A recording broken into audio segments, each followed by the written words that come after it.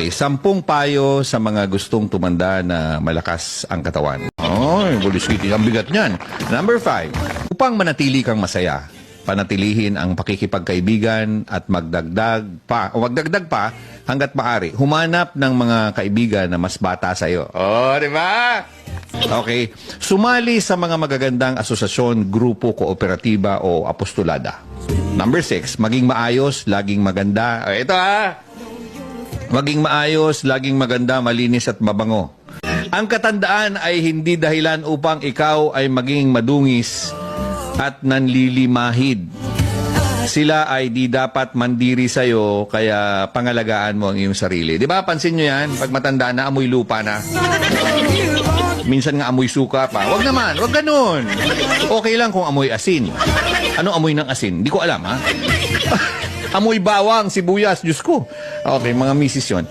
Number 7, maging abala sa paggawa ng kabutihan sa kapwa. Asikasuhin mo sila para asikasuhin ka din nila. Ayon sa law of ripple effect.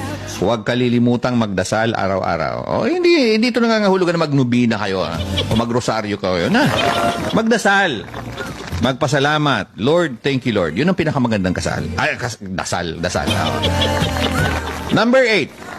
Number 8, huwag panghimasukan ang bahay o ang buhay ng inyong anak. Ulitin ko, huwag panghimasukan ang buhay ng inyong anak.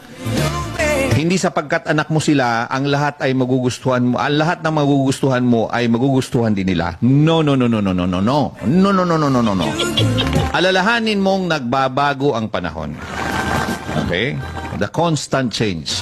Number 9, huwag ipagyabang ang iyong katandaan. Hindi sapagkat ikaw ay lumilinya na sa 80 ay napakarunong mo na. Minsan nga may 1-year-old lang, mas magaling pa sa'yo. Oo, totoo yan. 1-year-old, 2 years old naman. Isa-isip mo na hindi mo taglay ang lahat ng karunungan sa mundo. Huwag mong isipin na ang katandaan ay kalagayan upang maging inutil ka, ulyanin ka, at wala kang silbi sa buhay. Makipagpaligsahan ka sa lahat ng bagay para may dahilan ang bawat pagising mo sa umaga. Kasi kung wala ka ng dahilan, bakit ka bumabangon sa umaga? Wala ka na, be. Okay? At sa wakas, huwag maging makulit. Ito talaga. 10-10, makulit ka.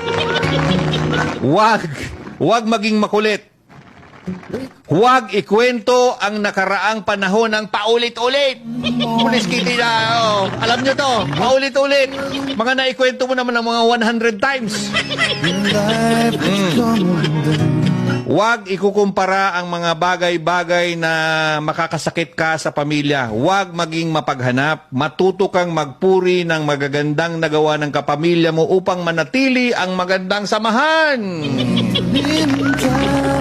Hanggang kaya, magbasa ng dyaryo kung may dyaryo pa ngayon. Online na lang.